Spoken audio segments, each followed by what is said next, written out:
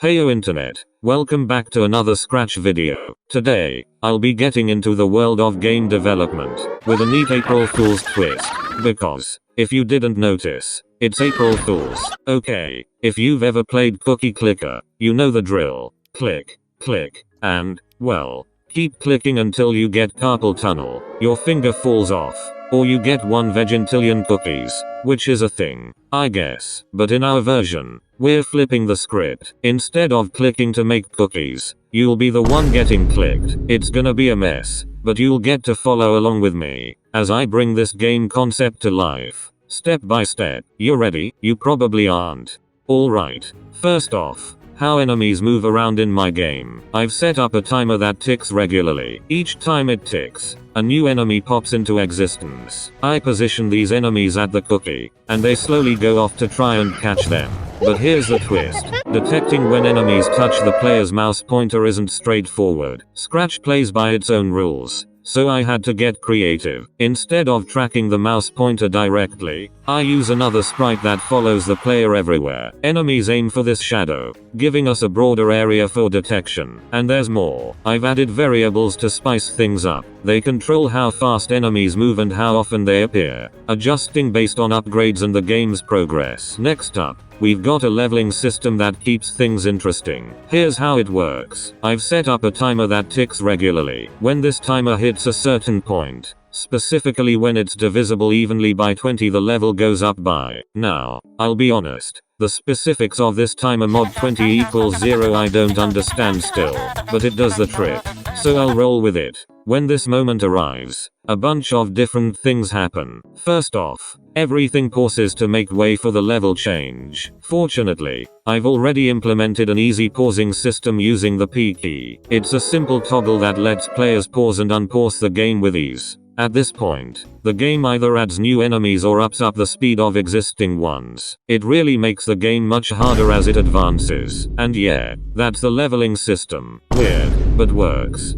So, let's talk about the shop system in my game. It's a neat feature that lets the player make their life a little bit easier. Here's the rundown. When players hit the P key, not only does the game pause, but the shop menu also displays. In this menu, players can choose from 4 different upgrades, 2 of which are locked behind certain levels.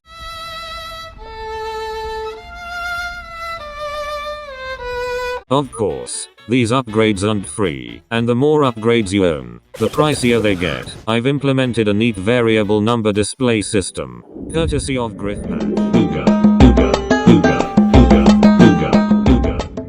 To keep track of these costs. Really, I wouldn't have been able to figure out any of these numbers by myself. That guy's a genius. But, how do you pay for these upgrades? Well, with your hard-earned money. In my game, money is calculated based on the total amount of time you've spent playing, minus the amount you've already spent. It's a simple yet effective way to keep track of how much you got. Of course, these upgrades don't just sit around and do nothing. They actually affect gameplay. You can slow the enemy's movement speed or generation speed based on these upgrades.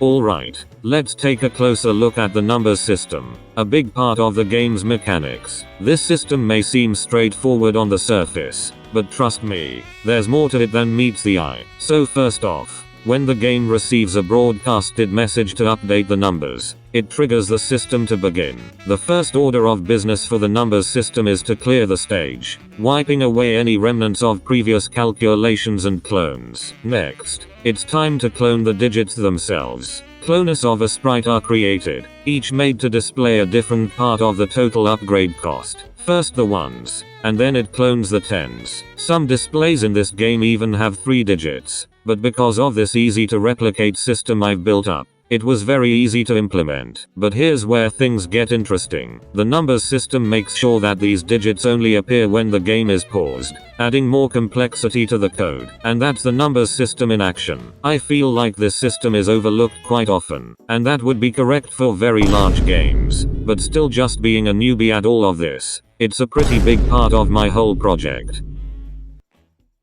Let's talk about the health system, a pretty big aspect of, well, any game really. It's pretty straightforward in mine. You start with 100 health, and every time an enemy lands a hit, it chips away at that total. It's a simple yet effective way to actually have an ending to this. Talking about enemies, we've got 3 in total, each with its own unique characteristics. First up, the cursor, lurking around in level 0. It's the most basic enemy, and can easily be avoided at the start, but as it gets faster with new levels, it can get much tougher. Next, you encounter the rolling pin in level 2. This enemy is much similar to the mouse, but because it has a different speed and spawning rate, adds an entire new layer of complexity the player has to think about. And finally, we have the rocket ship in level 3. This one is a hard one. It's incredibly fast, deals a large amount of damage, but fortunately, spawns less frequently. And, well, that's basically it. I hope you enjoyed this new style of editing. If the text-to-speech seemed weird, that's because it is. I used ChatGPT to generate a baseline script, because it takes way too long to write these normally. Some things slipped by that sound strange, but honestly, I kinda like it. No, my videos won't fully be generated by AI. At least,